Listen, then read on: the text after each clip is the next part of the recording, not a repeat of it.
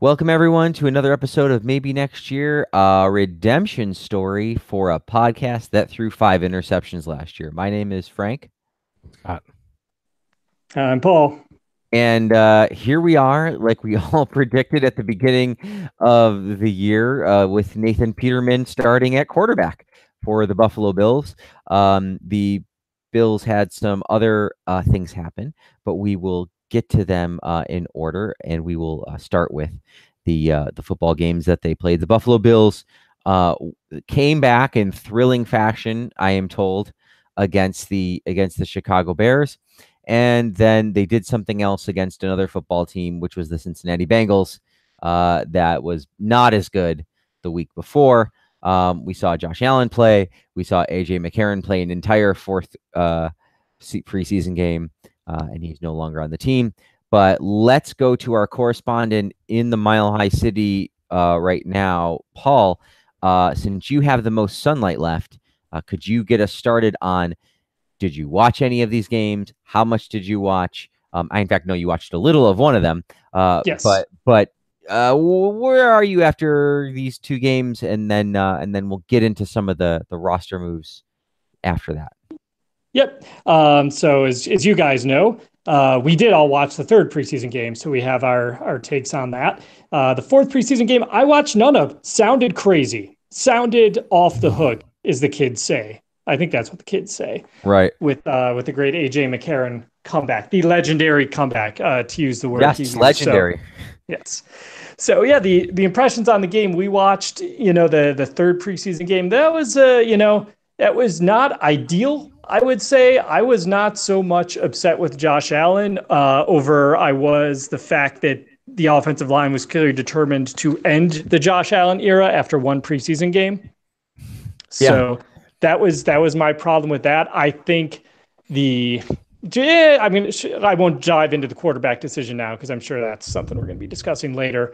But I was definitely concerned with the defense and how well Cincinnati handled them, especially at cornerback. The Vontae Davis experiment is looking like it could be tough.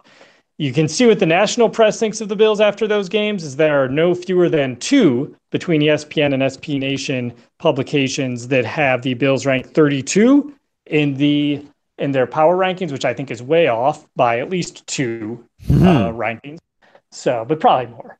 So, all in all, I was, to take away some of the positives, I still remain impressed with Tremaine Edmonds. I thought he did very well. I thought most of the starters that played in that third game who we expected to play well did well. I was relieved when Scott and I were talking during the game thinking, oh man, Dawkins just got nailed. I was relieved that it was actually Marshall Newhouse filling in for Dawkins. It was terrible. So that was reassuring to me. But all in all, I think we're going to share a lot of the same concerns about what to expect during the regular season. I am sorry I missed the thrilling comeback at the end of the of Game 4, but all in all, it was not. I was Michaela Maroney level not impressed, though also not in full on panic mode.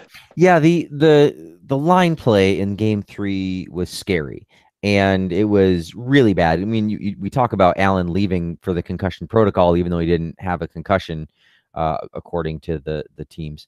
But he was hit enough and beat up enough that it was sort of disappointing. I felt like I wasn't, like as you said, I came away from that game not thinking he wasn't ready so much as I thought this team isn't ready, and they're not in a position for him to be out there.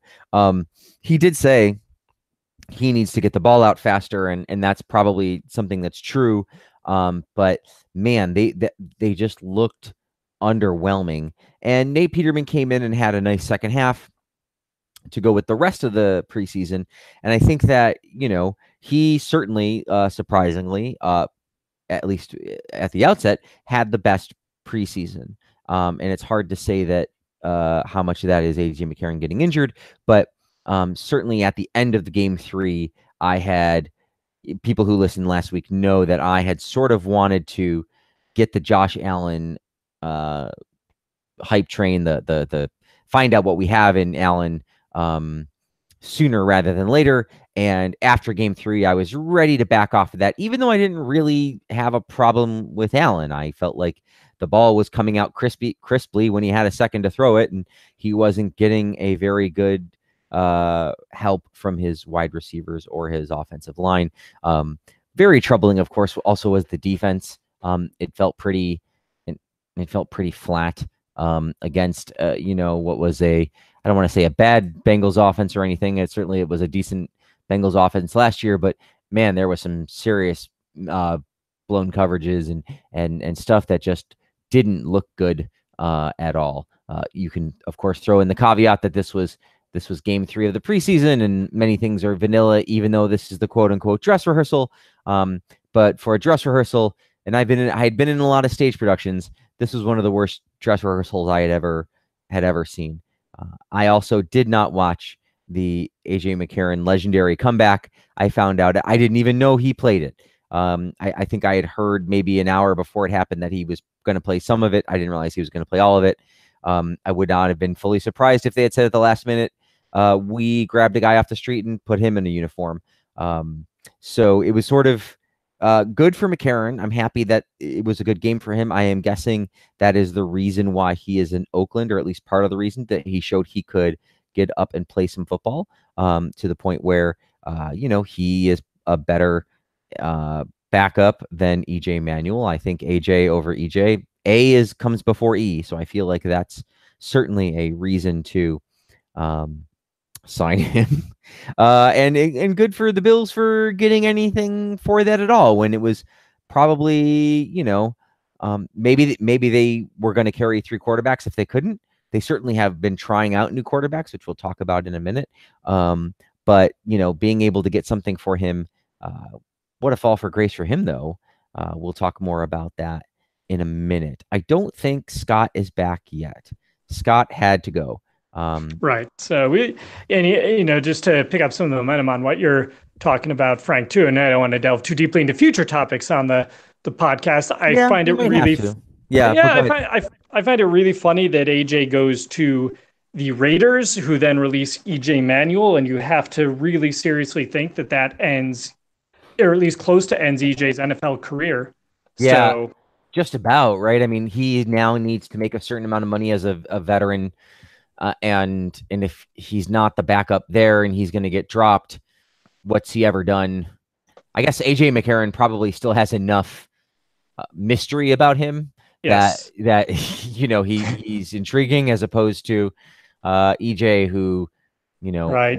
I think older, and certainly I think people know exactly who EJ Manuel is now, and maybe he's got what, 17 or 18 career starts now, whereas I think AJ's got 4 to 5. So I think they're like, we've moved on from EJ. Nice guy. We all loved EJ when he was here, just not as a football player. As a human being, great. But, I think that was kind of a funny aspect of the trade. And there were some sniffing around that the Bills were looking into recently cut Paxton Lynch. So that's kind of interesting if you're going to trade away AJ McCarron and then be like, we're going to downgrade and take on some dead money. But who knows? That's just rumor at this point.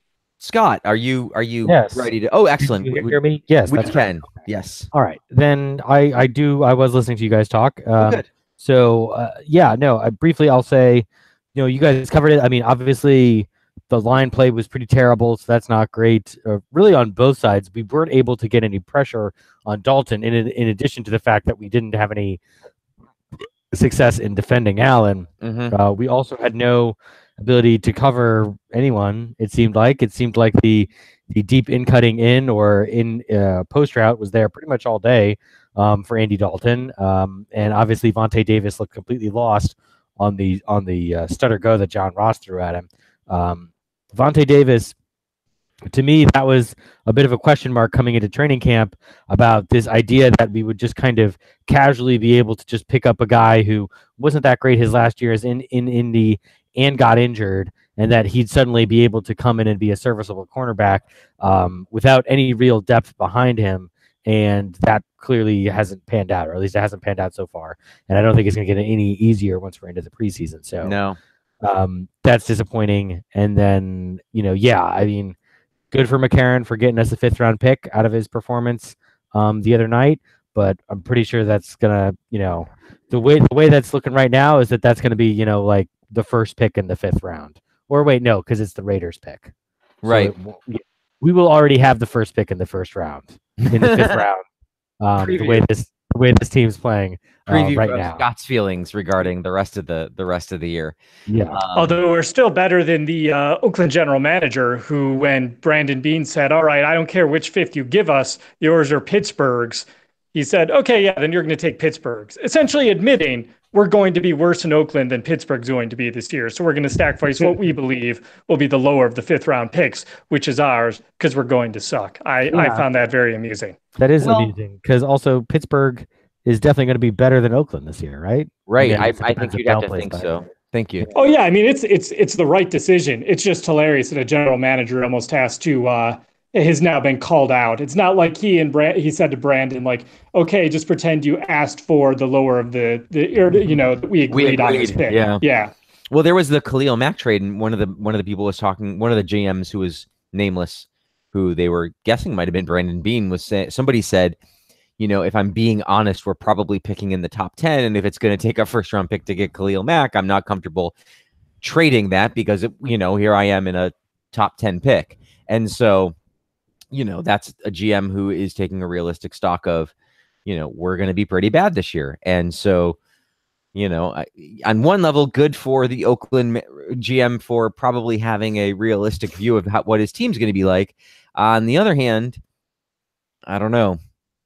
Like I would rather be playing for the Bills than playing for Oakland, or that much I think we could agree on. So yeah, probably. Okay, so let's go to the non-QB roster moves. Obviously, the team has gotten down to 52 people. There's a roster spot open.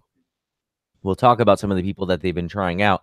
But a big switch at punter, and the other big story for me was the cutting of Corey Coleman, although I'm not really like that upset about trading away a 2019, was it 2020 7th round pick that, yes, 2020. And mind you, since they're going to win the Super Bowl in 2019, you're looking at the very last, you're looking at the Mr. Irrelevant pick. Right, yeah.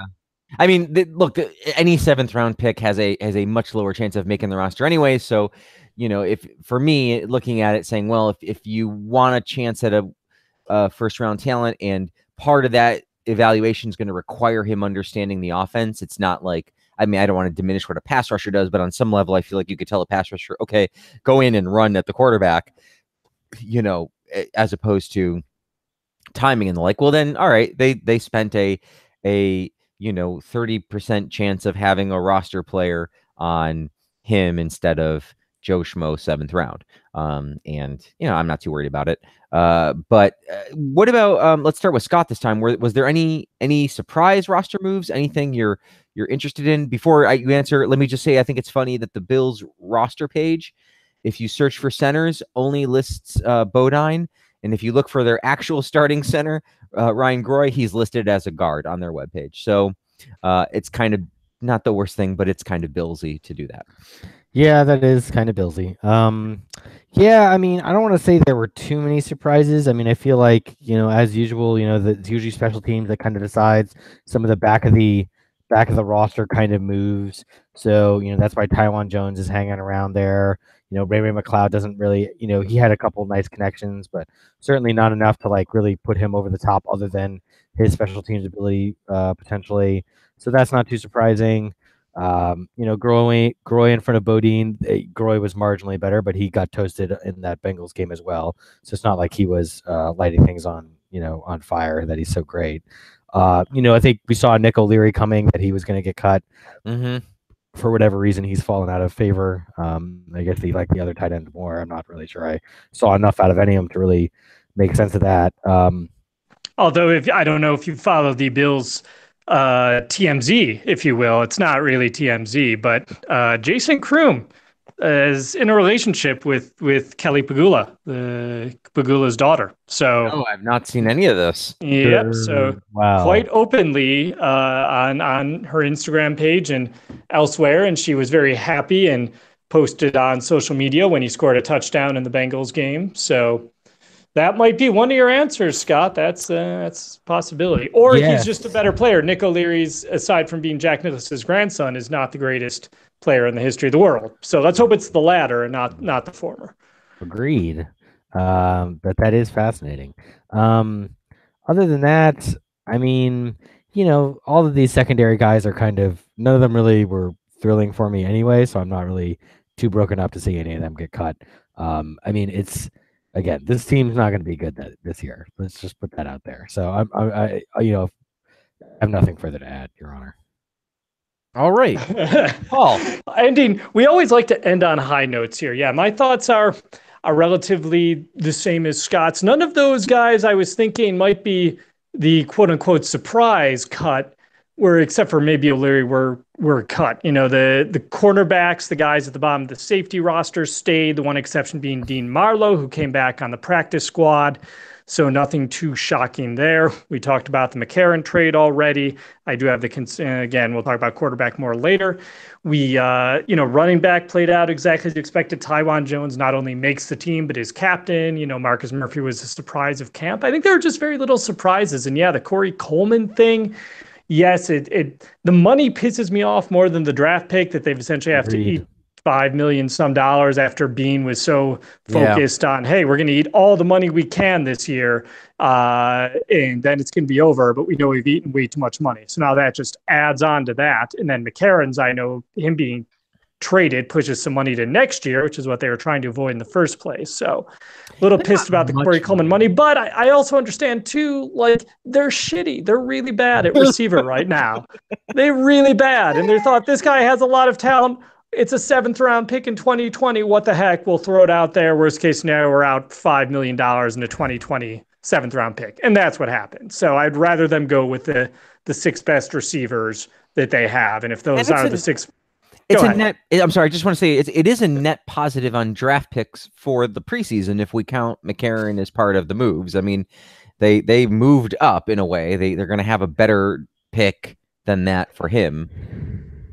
Yep. Right. And they're going to have a 5th round pick for him. And the way you look at it, too, the guys that are going to cost them some money, McCarron and Coleman, we're not going to be starters on this team. Probably not this year, probably not going forward. So at least you've lost a 2027 rounder, but you've gained a 2019 5th rounder, which is obviously of more value anyway. So I was fine on that. And defensively, again, no real surprises there. It was nice to see, Shaq Lawson step up and earn a spot. He was on someone we talked about potentially being traded or cut, but about a month or so ago, he really seemed to step up in training camp and they were pleased.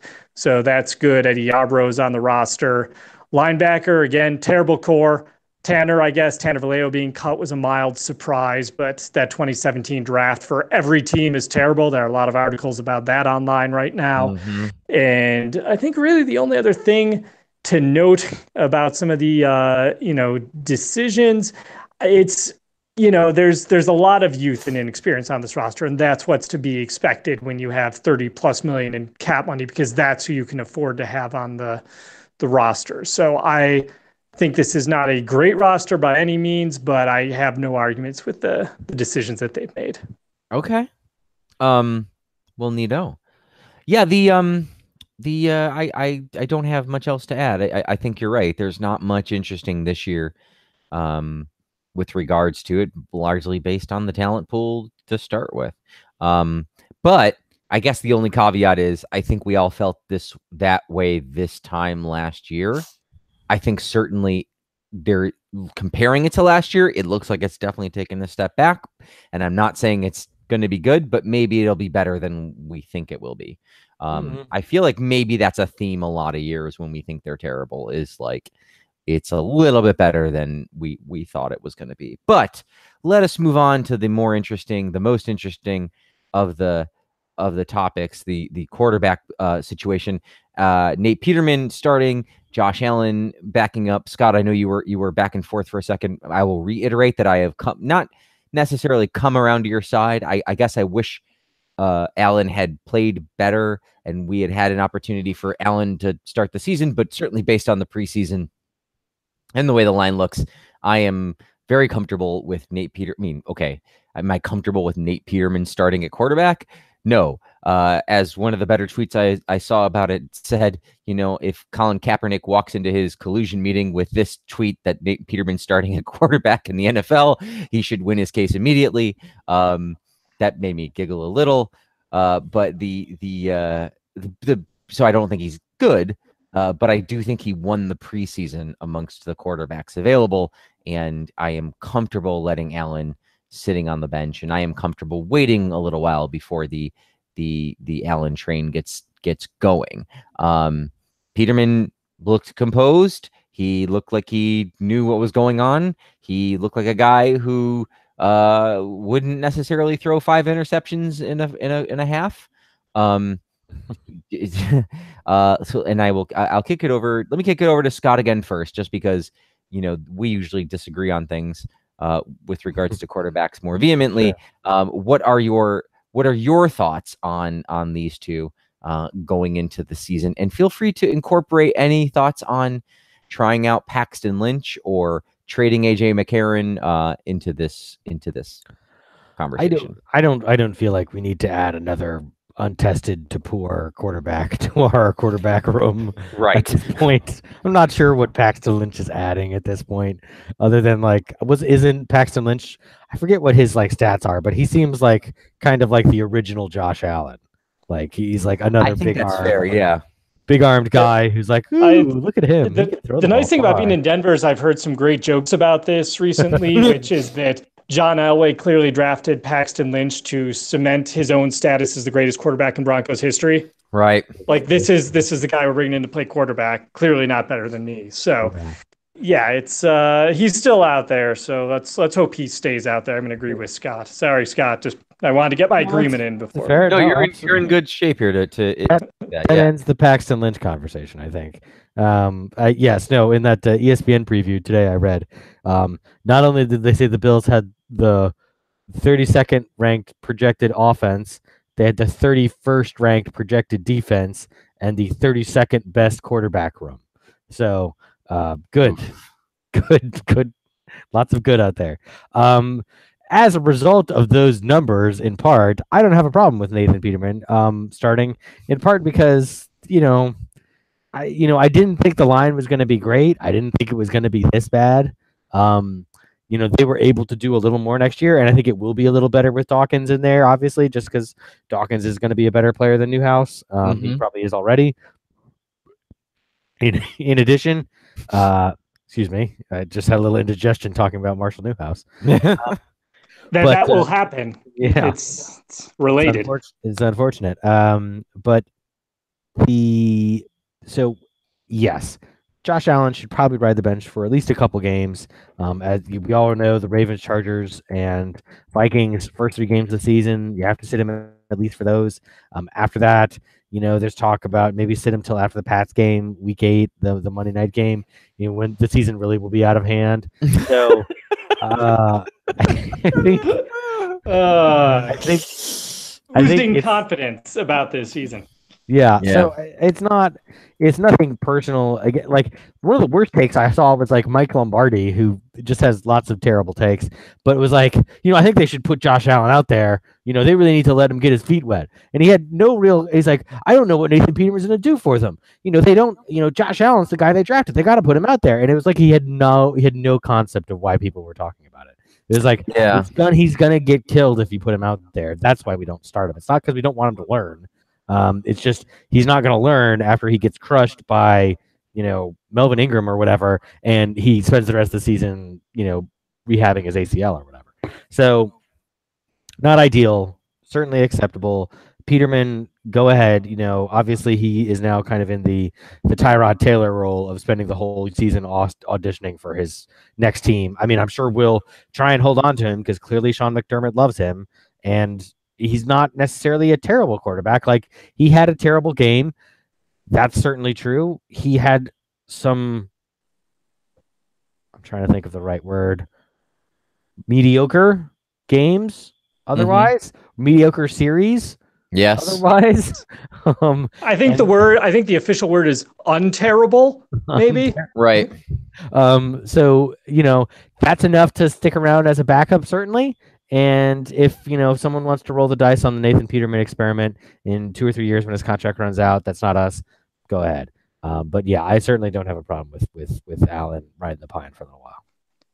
Yep, I'm glad Scott ended with the Peterman's bad half, because someone had mentioned on Twitter, and sorry, I don't remember who to give them proper credit on this, that this is an interesting question. If Nathan Peterman doesn't start that first half in San Diego, would it have even been a question whether or not he should have started this regular season?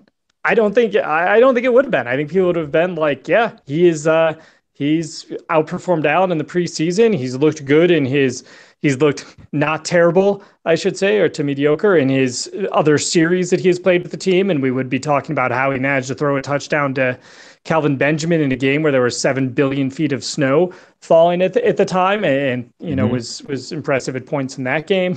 So he'd be 1-0 as a starter if we went with that. So I think that's funny that there's so much judgment out there for him playing really poorly for one half, and I like the fact that Deadspin ridicules him and that everyone else is on the Bills' case about this. That said, I do not think the Bills have put themselves in what I like to call the Chargers 2004 situation, where they draft Phillip Rivers to take over because they're disappointed with this guy named Drew Brees. Mm-hmm. And then Drew Brees wins Comeback Player of the Year. And then they trade Drew Brees for a king's ransom and start Phillip Rivers, and everyone is happy. It would be wonderful if Nathan Peterman turns into Drew Brees, Josh Allen turns into Phillip Rivers, and we have to have this discussion about, they've got too many good quarterbacks right now, because we haven't had to have that discussion ever in Bills history, I don't think. Maybe Flutie Johnson, maybe, but they haven't really had 2 good quarterbacks on the roster at the same time in a long time. So I'm okay with this approach. I think it's the right approach for the reason that if one of them is going to get killed, it's going to be Allen. I think Peterman has that quicker release point, so he is less likely to be killed. I think Josh can learn from him how to get rid of the ball faster by watching on the sidelines. That will help him a lot. It also is probably going to lead to a lot of interceptions because he's going to be rushed into his he rushes his throws and he doesn't have Josh Allen's arm. But we'll take what we can get, and right now he is the best option at quarterback. I am not a fan of the McCarron trade. I would rather have someone with some experience on the roster. I shouldn't say I'm not a fan of it. I'm okay with the takeaway. The fact that McCarron is not a game changer and you've gotten a pick out of him. Good. Mm-hmm. But they also are having money, as I talked about earlier, they've got some dead cap money they take on this year and next year because of that signing, and you're putting the fate in the hands of, as Scott noted, the 32nd ranked QB room in the NFL. So that's the difference there. But I think these decisions are fine. I think I start Peterman. I think Allen's the primary backup, so I'm okay with where they're at. I do not think it is a recipe for 2018 success, but I think it's the right solution for now. Okay.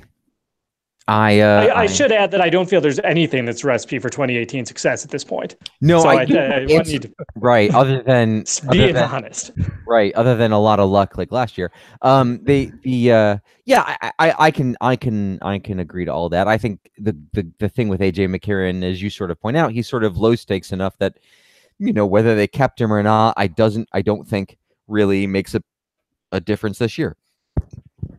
I'm getting indigestion talking about AJ McCarron. So there you go. I'm interested in seeing which Bills player, former Bills player, makes me need to stop to, collect yourself. Gather my stomach. Yes. Yeah. Yeah. So that's that. I'm excited to see Allen when he plays. I'm happy. You know what? I guess I'll say this. I'm happy that a guy like Peterman, who really did sort of stick through what was almost, was in fact on many levels the historical worst performance by a quarterback in his first game, stuck through it and has, earned a spot, albeit this spot in the worst, quarterback team in the league. But what exactly was he supposed to do though? Like, what do you mean? I don't want the checks anymore. I'm quitting. I think that some people have quit. I think that the other thing is that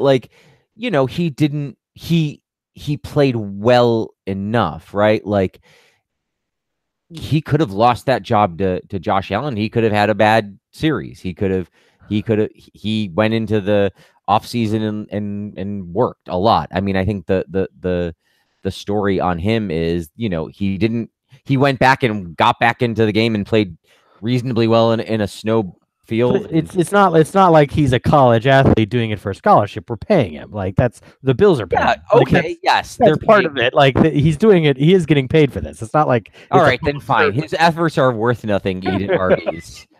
That's fine. Just okay. Sorry, it's just odd phrasing. It seemed to bother me. All right, I don't know. I'm happy. Look, there are many people in the NFL who get paid who don't persevere. Okay, and don't improve give it themselves 100% and have had terrible days and not stuck with it. And he did, and good for him. I'm glad that at least that he gets his chance at. If he goes I'll put it like this: if he goes into these next couple of games and doesn't play as poorly as before and plays, I don't know, semi not awfully, then he can at least say, well, you know what, I went back in and I improved. He can tell his kids, I stuck with it and I wasn't a great quarterback at all, but I didn't give up and I did something better than that doesn't have to be his lasting legacy. Okay, fair enough. But to be fair, if he goes, it's interesting because, not to get super kind of metaphysical on this, but the trying is what you were talking about. Whether or not he succeeds is pretty irrelevant. That's the trying is the thing that matters on some level. Sure, absolutely. And to see it, but I guess to see it rewarded and in this way is, look, I don't like a lot of narratives. I think a lot of narratives are horseshit. I'm happy that a guy who tried succeeded, even though it's only going to last for a little while. I don't know. Okay. All right. I'm done. Last week, I didn't want him to be the quarterback. Let's be honest. I was very ready for him to not be the quarterback. And despite everybody except him not wanting, there was nobody on this planet other than Nate Peterman and, if he's married, his wife, that wanted him to be the starting quarterback. Nobody in the Bills locker room wanted him to be the starting quarterback. Nobody in the NFL, nobody on this podcast. And he said, forget it. I'm going to keep. I would disagree. Joey Bosa wants Nathan Peterman to be the Bills' starting quarterback. I guess no doubt. Fine. Right. Okay. Well, there you go. I'm sure Jalen Ramsey has thoughts about that too. But, good for him. That's all. Can I just say good for him? Can we have a good for him and attaboy? Sure. Good for Nathan Peterman, I guess. All right. Okay. I would love to laugh at ourselves when they go 13-3 and he's the next Nick Foles. Right. It's not good for us, but it's good for him. Yes. So we have a couple of things here. We have our first quarter predictions, our Bills-Ravens predictions. We have a wacky schedule to finish. We have this days in Bills history. And I think that I think we should do finish wacky schedule.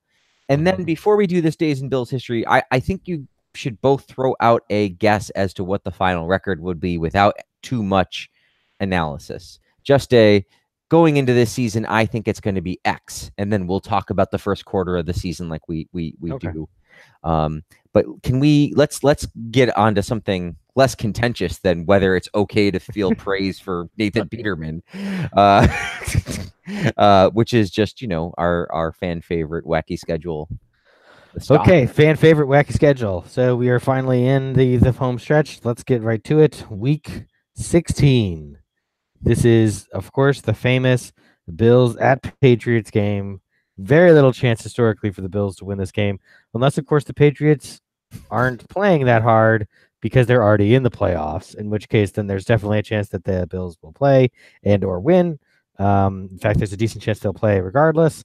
But what I was thinking about with this game was, for those historically on wacky schedule, we've chosen different events for the competitors to compete in that maybe not, maybe somewhat athletic in the kind of sense that they're trying to do some sort of athletic feat. I remember, I think it was it last year that we had, I want to say it was one year it was Ryan Fitzpatrick versus Tom Brady in the modern the original pentathlon or something.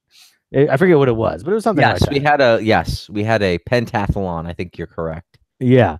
So I thought that instead, and because the Greeks, when they first kind of came up with their version of competition kind of testing a person's inner strength against someone else, they included intellectual subjects, and they would have poetry kind of competitions.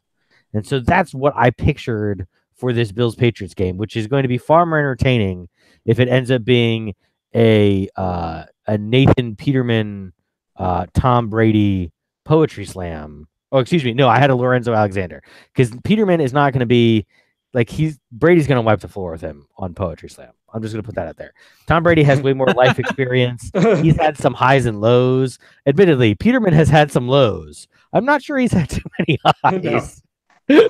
So, like probably, like beating, Virginia Tech in the last game of the season or something was probably his high.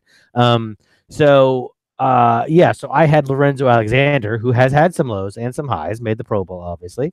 I feel like the life experience gives us some credibility here, versus Tom Brady in a poetry slam that's going to be scored round by round over, I'm going to say 5 rounds, just in case we have a tiebreaker or something. So I'm going to start with Paul. All right. Go ahead and give me your thoughts on poetry slam. So I think that, versus Tom Brady. Yeah, I think the best of 5 is going to be needed. I think this is going to go 3-2, because my initial reactions, and one, I do want to point out to listeners who don't know, Scott mentioned the Greeks used to do feats of mental intelligence. Socrates actually used to be a shot putter, and then realized he was terrible at it, did this whole intellectual thing like, oh, this is cool too. So then that's how that all started. So there's a little trivia tidbit for everyone, because Socrates was a terrible shot putter. The Greeks started to measure intelligences in competition.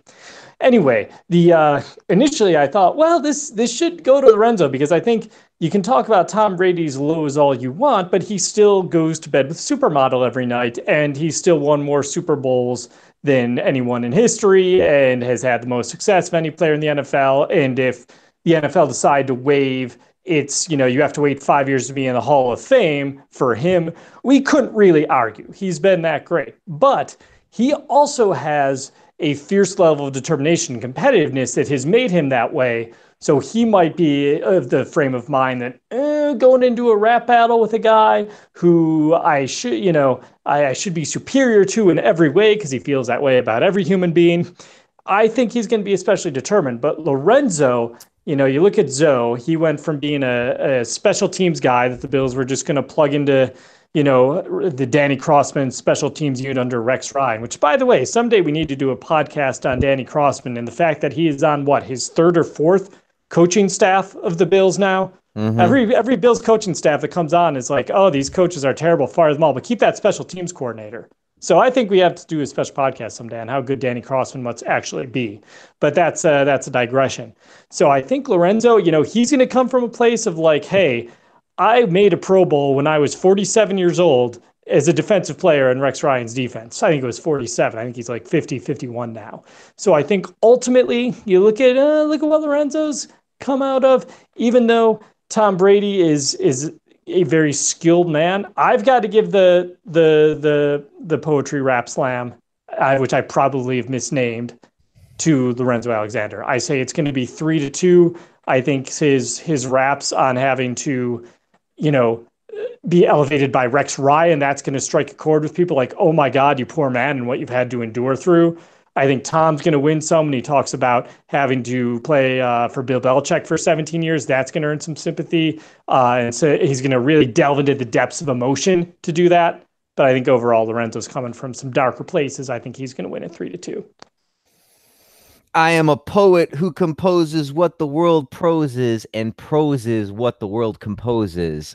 You have hit me in my wheelhouse, Scott. The entirety of my life before I knew you guys was devoted to one Saul Williams, Said the Shotgun to the Head, the movie Slam, She, the book. There is a lot that I know about MCs. And there is zero chance that Tom Brady is at all capable. Yeah, I feel bad that I devoted my life to Drumline. Clearly, my priorities weren't straight. No, yeah, So, I mean, oh well. I got a list of demands written on the palm of my hand. Look, I can't really do it justice, and even though I used to be able to, and I've written my fair share of coffee house open mic poetry to many applause and accolades.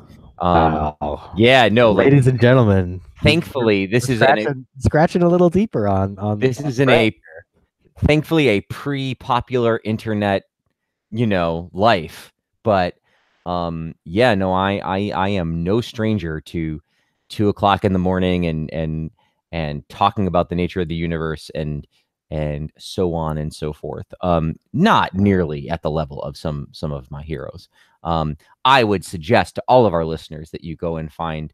I mean, Saul Williams is incredibly accessible. He has a very pop. No, I don't want to say pop. That's wrong. I'm reading a Wikipedia article about Poetry Slam right now, and it has a quote from him in it. Yeah, so there's an excellent album called that's not his. It's actually a collection of a bunch of different people called Eargasms Volume 1, and that's like a bunch of different people. And anything that Saul has done or written, and there's a movie called Slam, which takes place in DC.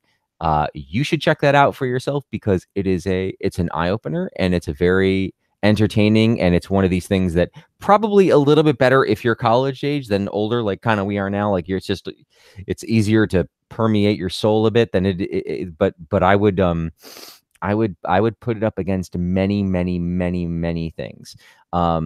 So I don't even really need to explain myself, I feel like, because who explains their poems? But the ultimate result here is Tom Brady, soulless Pitt, Lorenzo Alexander, heaven bound.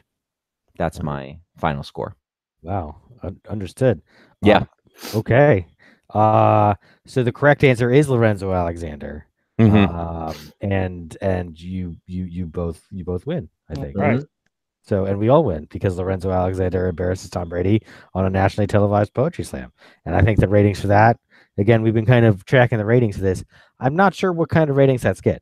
I still think Tom Brady's going to bring in a lot of eyeballs in the Northeast. And obviously Bills fans have nothing better to do. I think Tom Brady's going to get a lot of play outside the upper East Coast there. I think Tom Brady's going to come at it with a real Dead Poet Society, the cat sat on the mat kind of poem. Yeah, and he's not really gonna be, playing the same. You don't think he's gonna go for like too cool and like try and like really like get some of his hip friends to write him some stuff, and he's gonna try and roll that in there? I think that if he does that, he's really gonna embarrass himself, and it's gonna be a lot worse. Okay, wow. And I think he's just gonna go out there and like try and write on the "I'm the Golden Boy," and which is probably his smartest play, but it's not gonna be enough. Okay. All right. This is good. I enjoyed the breakdown of Tom Brady's strategy on the Poetry Slam. That's just foolish. All right. Moving on to our last wacky schedule. It's as people remember, the Bills and the Dolphins a couple weeks ago when we did this, the Bills are going to the Dolphins, and the Bills is the classic kind of weather problem that always happens is, the Bills go down to South Florida in December and they're not used to it. The Dolphins are used to it. So there's these questions of how the Bills going to handle it. And then of course the reverse happens is the Dolphins now coming up to the Bills on essentially New Year's Eve, when it's going to be pretty frigid in Buffalo.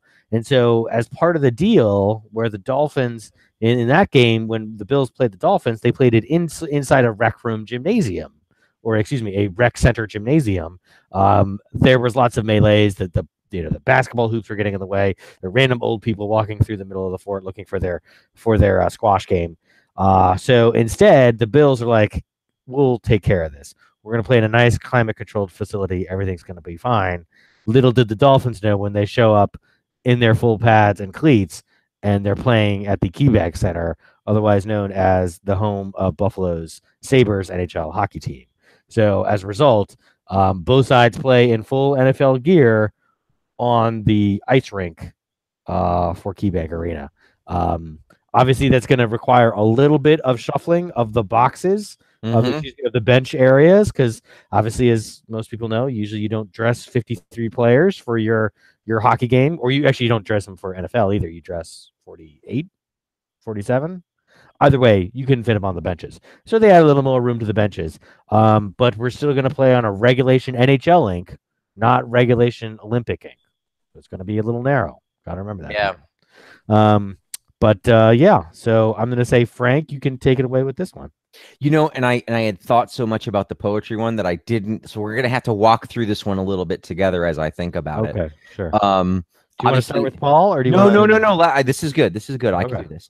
Good, because I'm planning to build off Frank's answer. So this is valuable right now because I'm giving him time to stall and think of something. Well, I'm actually going to try and steal portions of his answer. So, Scott, just to be clear, it is NFL rules. It's just on the ice. And is the hockey net still on the ice? Okay, so the hockey net is removed because that is removable. Okay. And then you cut out for the first question. What was the first question? Oh, is it full NFL rules, or are we using any of the NHL lines to mean anything? No. The NHL lines are not meaning. They're literally just playing regular NFL rules on ice, on an NHL ice rink in Buffalo. Exactly. So the end zones, I'm going to say probably like the red line. Okay, great. Okay, that's good. So I think it's going to be, you know what? I think it's going to be weirdly high scoring. I think the first quarter, there's going to be a lot of slipping and adjusting, and there is going to be probably some injuries. It's okay. I mean, not okay, but it's the last week of the season.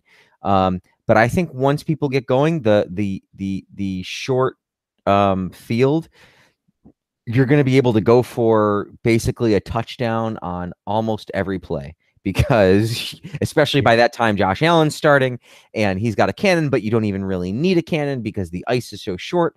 And I think in that case, I want to take the Bills in this one because I think the Bills are going to have better access to practice. I think especially if they know the game is coming up at all, they're going to have an opportunity to be on ice. They're going to even just getting to your car in the morning is a good practice for how to walk on ice. But I think that they're going to be a little bit more proficient there. And I think Allen's cannon is going to be able to get them down the ice. And all we need is one or two people from Miami who can't do shit on defense, to fall down all the time. And then it's going to be dump and dump and dump. And so I think the Bills will, score 46. And I think the Dolphins will score 28. I think they'll score a handful of points, but I think the Bills will score a lot based on a little bit of preparedness with the snow and a little bit of the old natural talent helping out. I won't lie, I was definitely hoping Scott would combine this one with a prior Dolphins game he did, which was an actual live dolphin. Because imagine an actual live dolphin on ice. I mean, that would just be layers to delve into. That'll be for 2020 wacky schedule probably. Absolutely. Well, that years down the road. File that away. So I think the Bills have the distinct advantage of having played against Indianapolis last year in a game which I'm sure was similar in terms of difficulty with footing and with ice. But I don't just want to hand this game to the Bills because I'm interested in seeing who's has better helmets because there's going to be a lot of head smacking on the ice in this game. So I'd say, if you're going to go to, I think the quarterback sliding is going to be interesting because, you're down at the point where you start sliding. It would be great if they just change that a little bit to you're down where you finish sliding because you could slide at the 1 and score a touchdown. And by the 1, I mean your own 1 and score a touchdown if you get a good wind behind you. And it's an especially icy day. I think I'm just going to have to give it to Buffalo, though. I think, once you've played in Buffalo in any games in November, which they will have done at this point, November and December, they're going to be used to practicing and all sorts of crumminess. So if they come out on the better side in terms of concussions suffered, I think that will be key. I think they'll win this game. I think it's going to be like 5-on-5 by the end in terms of number of healthy players. Okay. I think that's probably fair. I think this is, I'm going to steal one of Frank's favorite sayings when it comes to wacky schedule. Yes. Sometimes a football game is just a football game or whatever it is. I don't know what he says. I'm going to steal it and get it wrong. But no, I mean, I think, to me, it's going to be tough to get a lot of passing done on the NHL rink. Because I feel like you're just not going to have the footing that you normally want. For one, I feel like your offensive linemen are quite literally going to be on skates the whole time. Like they're literally going to just like it's going to be a real treat to see the offensive line play, because I feel like this team might actually do better if they were playing on an ice rink, frankly, because at least they just get out of the way quicker. Like you just kind of step past them as the defensive guys get tangled up and fall to the ice. But I think the Bills are a better team. Especially, I also think LaShawn McCoy. This is where he's really going to come into play here. I feel like even on ice, he's going to have some moves that's going to score him some touchdowns. So I definitely see LaShawn having a big game. You like having Kelvin Benjamin on the team at this point for when you do throw those 1 or 2 passes into the end zone. Maybe he catches it off the net. It kind of bounces which I think for this purposes we'll just count that in.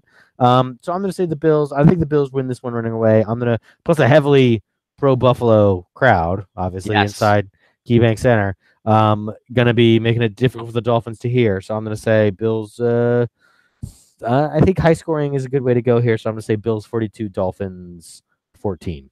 Under thought about position though. I just realized no talk. We didn't really talk about the glass keeping everybody in bounds, and whether we'd have any squaring off. Any fights. Oh, any fights? Yeah, this kind of makes like an arena football sort of atmosphere too. Yeah. When you bring up the point that Frank just did. And also you got to worry. There's not going to be a lot of punting or kicking, because I don't think the kickers are going to be doing not a lot of traction out there on the ice.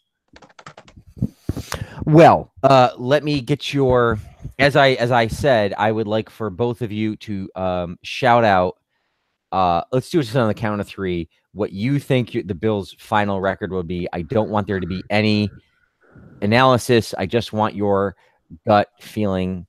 I will count 1, 2, 3. Right. And then we will. And it's going to be on 3, right? It's not going to be after 3. It's not going to be 3 No, it's going to be 1, 2, 3. Say it. Right. So okay. 1, 2, 3, 16-0, basically. Yes. Right. Or right. Yeah. Okay. Ready? Yeah. Here we go. 1, 2, 3, 4, 5 and 11. Okay, I said 4 and 12. Okay, that's good. All right. So 2 5s and a 4. All right. So, and I was being purposely mean. So okay, That's 5. Usually, what people listening to this podcast picture it as. 2 All 5s right. and a 4. Yep. But what are we on the? Never mind. Which one? Yeah, that's not even the replacement husband. Yes. The replacement husband scale, right?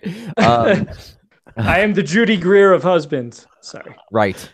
Paul's will higher on that. I think you've established that through these years. You wish you were the Judy Greer. Anyway, we are an hour in, so let's get to this day in Bills history. And, all right. And then we've got our first quarter and our Ravens. But it's okay. This is the 2018. Like, we're going into the real season now. So all right. This is the one to have a little bit longer, right? Because we're gonna do this regularly now, folks. We're into the regular season. It's gonna be once a week if it kills us. Yep. And it's gonna probably kill you the next couple weeks when Paul is gone. It's just me and Frank. Right. Although we're gonna make Paul. Paul has refused to play Pokemon Go in Europe for me. However, he will be hopefully sending us field reports from Spain. Maybe I shouldn't have mentioned what country you're going to. I'm sorry. That's all right. If you can track me down in the country of Spain based on that information, you deserve to murder me. Paul, you've done well. Paul will hold us a siesta. I don't know, happy hour. Right. That's not how it works. But anyway, give us some Bills headlines. Sure. All right, so it'll be this day in Bills headlines. We actually, and what'll be interesting is in future weeks, this is the first week we kind of lead into some headlines of season openers, which is interesting. There are only 2 of them because I feel like going back past, 1988 with this. But so it's mainly some post preseason headlines. We also have a couple of ones that highlight the first games of the season. So rapid fire, we'll go through this. If you think you know the answer, shout it out.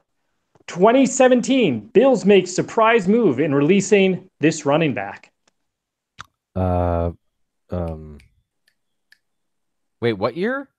2017. I Fred know this Jackson. was, and we talked. No, it wasn't Fred. We talked about. Talked about him. Carlos Williams. Carlos. No, but that's another good guess. It was actually Jonathan Williams. Yes, Jonathan Williams. Yeah, Frank knew it was a Williams. So it was like we talked about him for like 12 weeks of the season last year, and I'd forgotten the name. until I went back for researching this. Okay. All right, this is get any one of these three.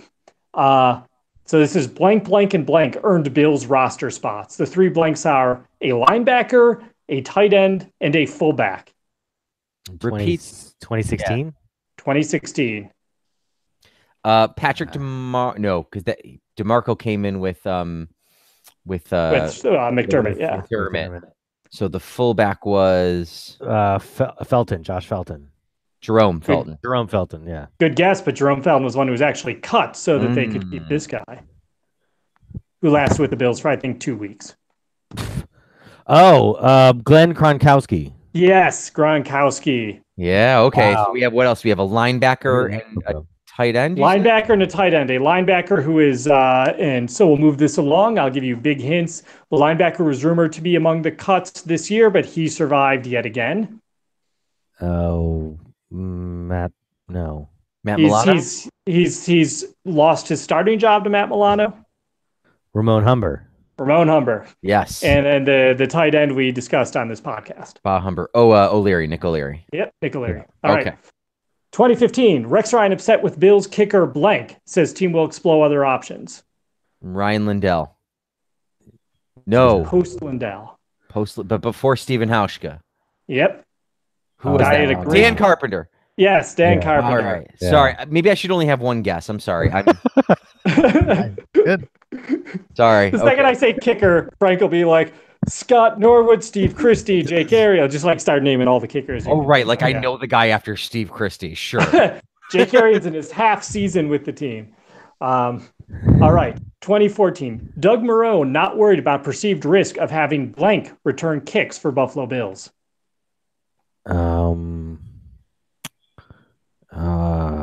Stevie Johnson? Percy Bad guess. Harvin. No. Correct answer, CJ Spiller. I jumped in. Otis. Yeah, but No, you're good. We get. I think we'll get one guess each year, and yeah. Right. I'll give you a couple guesses each, or 15 seconds it'll be Right. the rule. or you All give right, us- fresh- yeah, Yes. yeah. Fresh start benefits Bills wide receiver. And he says, I try not to focus on things, but I know people were counted on me. People say I'm injury prone. I've only really been hurt 1 or 2 times. Sammy Watkins. No, Good guess, but this was a year before Sammy got there. Famous special teamer. Not famous, but he was a special teamer. Marcus Easley? Yes, Marcus Easley. Yeah. All right. All right. Need a little hint. Yep. All right, here comes, this is scary to talk about some of these players we're going to talk about now. 2012, Bills backup quarterback blank accepts pay cut. 2012. Backup. Yeah. 2012 starter is hard enough. 2012 backup. So it was Fitzpatrick was the starter. I was gonna guess Fitzpatrick, so his backup would have been. He got hit in the head with a football. And do you remember that there was a highlight of him on the sideline? He might have to come to do a game. He wasn't paying attention. Yes, Threw the ball in the yes. head. Oh, I do remember this. Who was that? It was Oh right, he threw it at the springy thing, and it hit him right in the freaking head. Oh, I don't know. Go ahead, tell me. Yeah, I'm gonna kick myself here. All right, it's Tyler Thigpen. I think.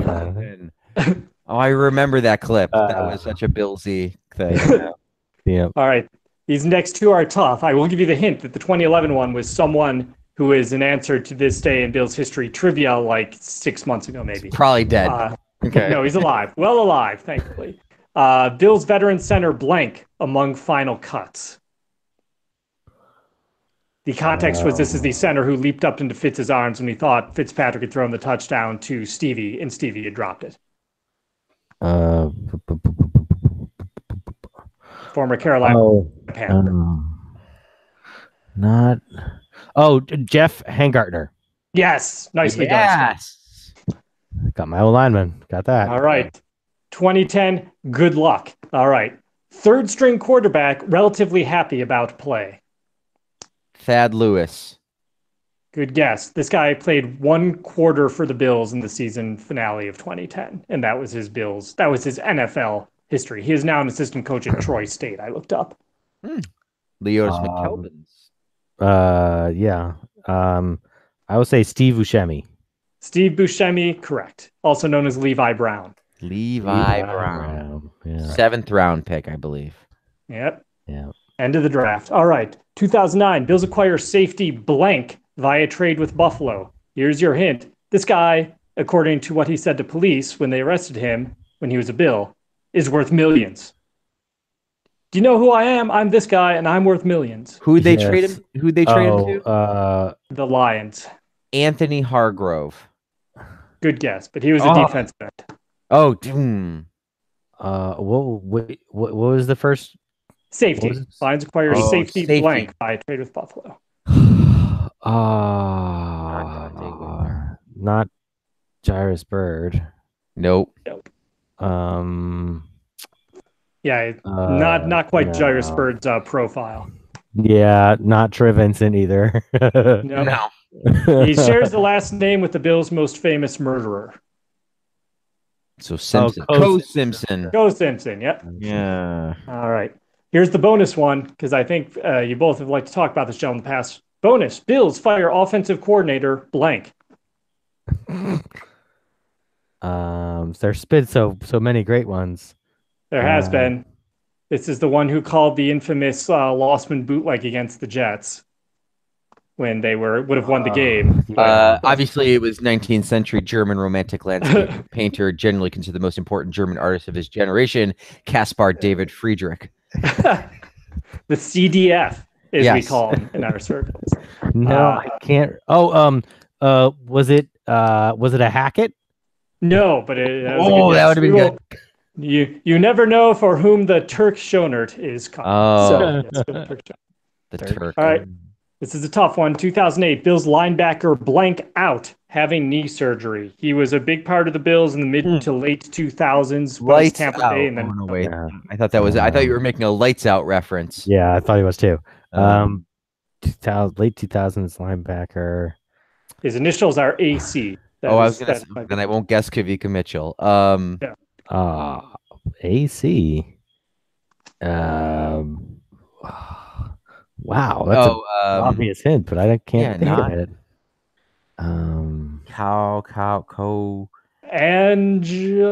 Angelo. Crowell. There we go. Yep. Wow. All right. Sorry. That's all right. No, I'm sorry to him. Like he deserves to be remembered a little. Yeah, Yeah, he was a started decent a lot player. of games for us. Yeah. Yeah. Yep. All right. 2006, Patriots claim Bills wide receiver blank Fast Freddy blank off waivers. Smith. Yep. Remember the Wait, first name? Jonathan. Jonathan. Yeah. Jonathan Fast Freddy Smith. The most nonsensical nickname ever. Right. All right. 2004, third string quarterback blank has nice debut with newest team, the Buffalo Bills. 2004. Third Oh, string. Third string quarterback. 2004. Yep. Bledsoe, Van Pelt, and this guy. That's Van Pelt. Wow. He University of Florida. If that helps. Was it Wenke? No, good guess. No. Although I think he was Florida State. He was. You're right.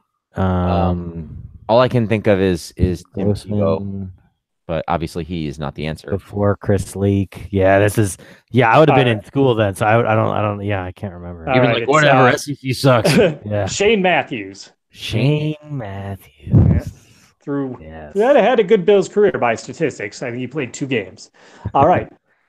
This last one, so I don't give it away, I'm going to replace the last word of this headline with a synonym. 2003, Bills retaining skilled attorney. Lawyer Malloy. Lawyer Malloy is the day they signed him away from the path for the big victorious start to the 2003 season. 2002, Cards to look at ex-Bills tackle blank. Jonas Jennings. Nope. Guy drafted during the Super Bowl years. We're going way back for this guy. Okay, I do know him. It was Reuben Brown. No, he's guard. He's guard. Damn it. Oh. You Eric can't Flowers? see him. Sorry. John Cena? Close. Change one letter of that last name. John Fina. John Fino. There we go. No. All right. All right, Wow, 2001. What's more embarrassing, you giving that clue or me getting it? Okay. 3 to go. 2001. Here's hoping cutting blank isn't a mistake. They're talking about a veteran safety who made a couple Pro Bowls with the Bills.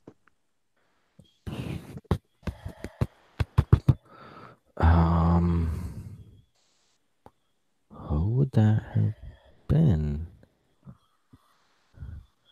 Winfield. Clements. No. I don't remember. He has a great name. One might name a child this. Just my opinion. Travis Henry. Lucy.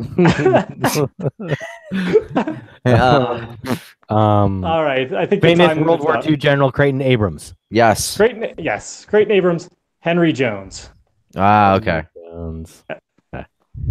All right, 2000. Now we're in the post-game headlines. Blank helps Bills survive opener. After the Titans tied it with 9:44 showing, Blank replaced a Gimpy Johnson and eventually drove the Bills down for a Steve Christie field goal with 31 seconds left. It went down to the wire. This time the Titans were fresh out of miracles. Doug Flutie. Good guess. Rob Johnson. Well, he was the one who went down. Johnson was the one who went down. Oh, right. So it wasn't Flutie. I may have mentioned his name not long ago. Chris Wenke. Alex Van Pelt. Alex Van Pelt, AVP. Yeah. And this is the $1 million one because I don't think there's any way you guys get this one. But we'll see. 1995. This is a game against the Broncos here in Denver, about 25 feet. Well, more than that from where I'm sitting. Blank is Bills' leading receiver and lost to Broncos on TNT Sunday Night Football. TNT Sunday Night Football. 1995. Jim Kelly's making the throws. This is just after the Super Bowls.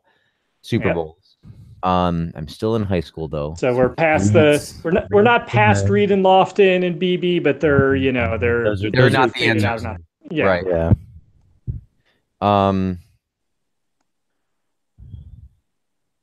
I'm gonna say, was it Quinn Early? Was he around? That's a great guess. It's not right, but that is if I didn't guess, that is one of the guys you would want to guess. Yeah, that's right around when he was there. I can't quite remember. But okay, so I feel good that I got in the neighborhood. Right. I would have guessed either him, Bill Brooks, or the guy who the correct answer is Russell Copeland. Russell Copeland. Crickets. I remember Russell Copeland when you said the name, but that's it. All right. I feel like I got, close to the hole on Quinn Early. Yeah, you did well. And that is this day in Bills headline, September 4th. Very good. I'm looking forward to maybe not when you're in Spain, but doing this more throughout the season. Oh, yeah. We got a schedule to get through. We're going to skip game 1 because we're going to preview it. Or you know what? Let's not do that. Let's preview the game now and then give our quick hits on 2, 3, and 4. The Ravens, the predicted score on one of the odds websites right now is basically 30-10 Ravens. It's a 7-point spread. That's what I'm seeing here. Ravens by a touchdown. Obviously, nobody has any faith in the Bills' offense. It's certainly feasible the Bills' defense will have taken a step back, or just there's a level of variance in defenses that seems to, even if they're good, it doesn't mean that you're bad. It's a little too much luck to sort of maintain a good defense. And certainly the type of turnovers the Bills were getting.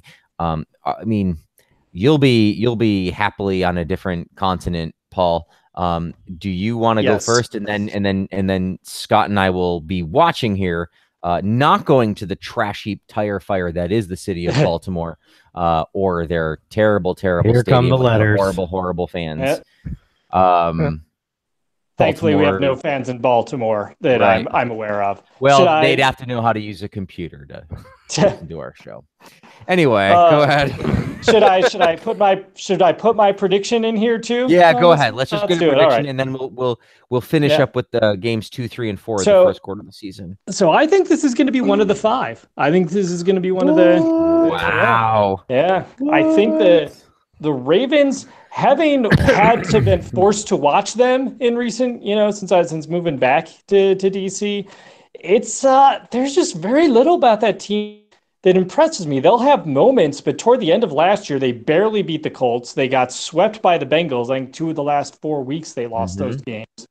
I don't think they did all that much in the offseason to really differentiate themselves. And I think the Bills have the advantage that the Jets had going into game 1 of last year against Buffalo, where everyone just assumed they were NFL, not even NFL level. They were so terrible. And I think the talent disparity between the Bills and the Ravens is not that huge. And I think the Bills have an element of surprise because no one's seen half of their players play except for LaShawn McCoy, who anyone has difficulty stopping, even though they've seen him for, 6 seasons now. So I don't think it's going to be a blowout win by any regards. I don't think the offense is going to do anything exceptional. I think Joe Flacco is one of the most overrated QBs of our generation, will no doubt hand some balls either to Poyer or Hyde or Trey White or someone along those lines.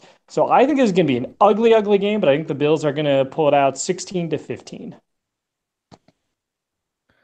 Okay. I don't. I think the Bills are going to lose. The Bills, correct me if I'm wrong, lost this game last year to Baltimore. Is that correct? Or I think it was 2 years ago they lost to Baltimore. No, or did they lose to Baltimore last year? No, they lost 2 years ago. Okay. Regardless, I still don't think that. I mean, I think they lost to Baltimore 2 years ago, like 16-15 as well. It was another similarly awful score. Yeah, I'm looking at it now. You're right. No, we didn't play them last year. So no, I don't think that the Ravens are that good, but the Bills are going to have, some of the smallest amount of talent like in the league. Like there's just really not a lot of what is the Bills' strength? It's LaShawn McCoy, and 3 out of 4 guys in the secondary are pretty good. Like it's not a team. That's a, I don't know what it is, but it's a bridge game. It's certainly not an NFL team. I can't imagine that they're going to go into Baltimore and beat them. Agreed, Flacco's overrated. I don't think Nathan Peterman's any better than him right now. And the Bills have a lot, and the Ravens have a lot more kind of talent at various other positions. They have C.J. Mosley, they have Brandon Williams, they have Terrell Suggs, who's old but still can, is as good as any of the pass rush that I've seen out of the Bills already this season. They're going to have some, there's questions about whether the Ravens are going to play Lamar Jackson, and whether they kept 3, they kept him, Griffin, and Flacco, obviously, but there's this rumors that there's going to be a Lamar Jackson package where he's going to have some Wildcat stuff in it. I don't see how the Bills are going to be able to stop that, given that we're not particularly fast at linebacker other than Edmonds. There's plenty of holes on the Ravens, but there's far greater amount of holes on the Bills. So I think I'm going to put this one at Ravens, I'll put that at Ravens 17, Bills, 10. So that's a push. I would say, if you're betting, I would say you can safely leave the Ravens 17.5, Bills 10. Yeah, I think this is a safe cover for the Ravens. I'm not too worried about that. I do want to call out on the Terrell Suggs reference that you were still in college when he turned pro, Scott. I just want to bring that up, that he is in fact ancient. He's the first game of the season. If there's one game he's going to be prepared for, it's this one.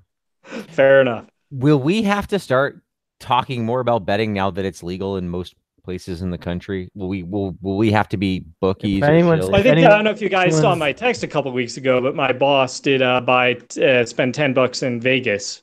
And he got me a ticket for the Bills to win the Super Bowl this year at 125-1 odds.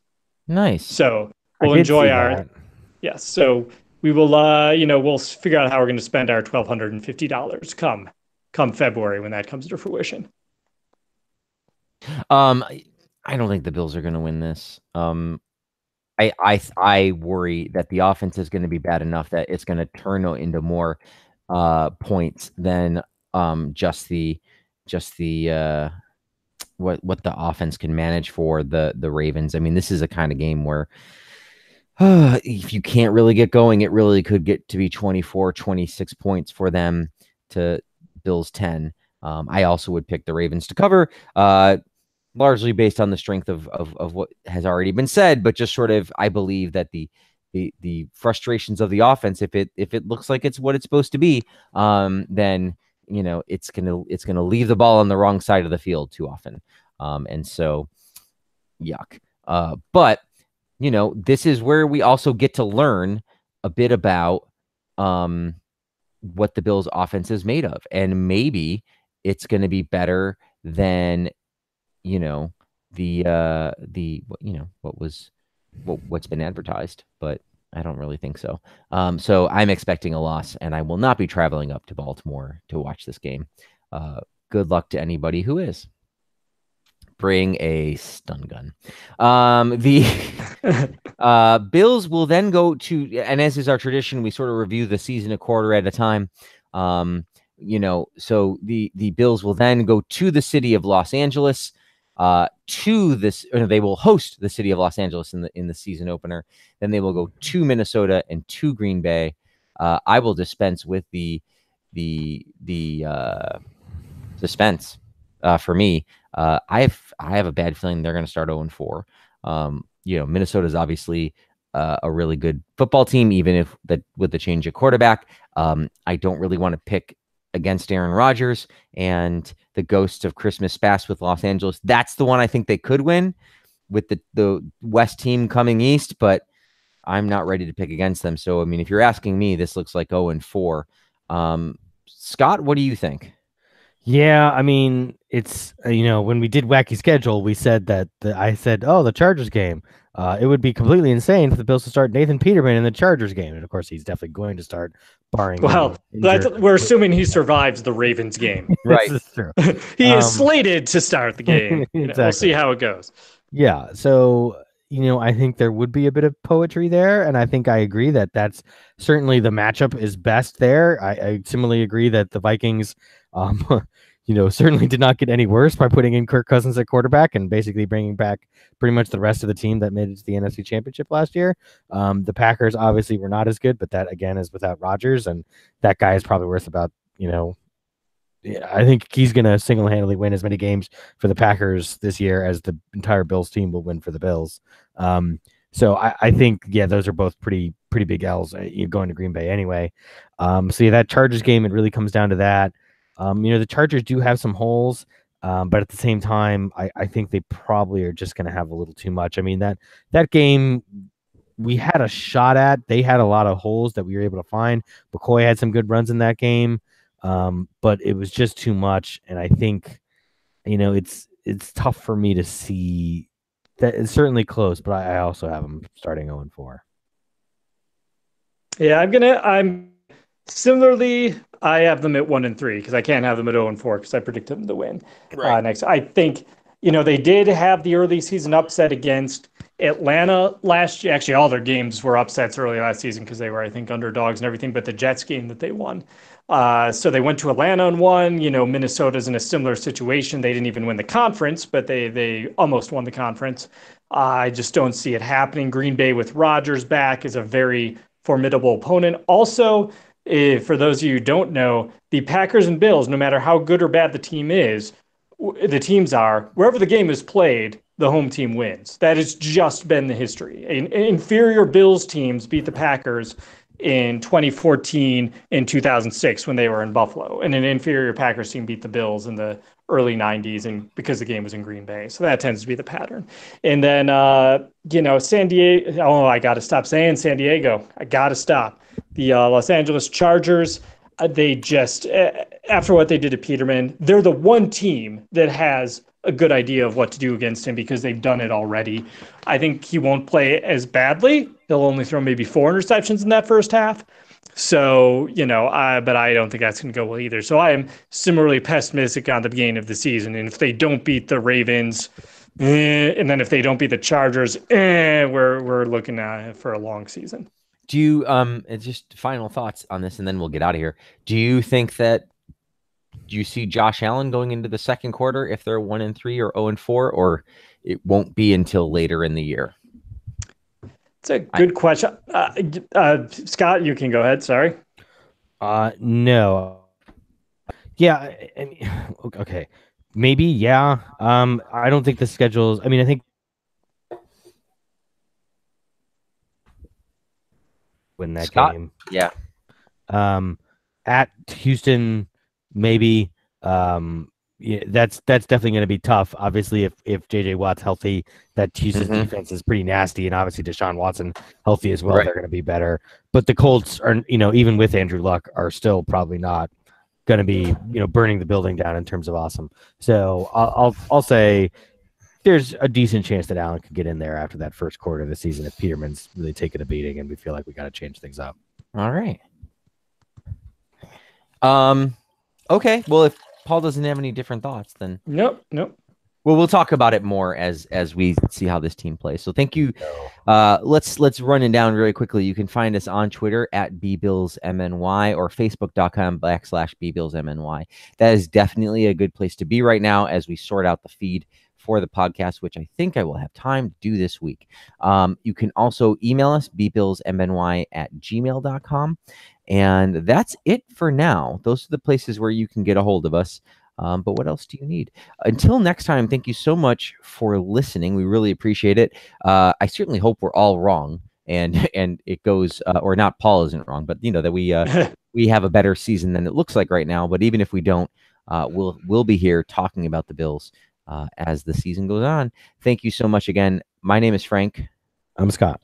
I'm Paul. Good night, everyone.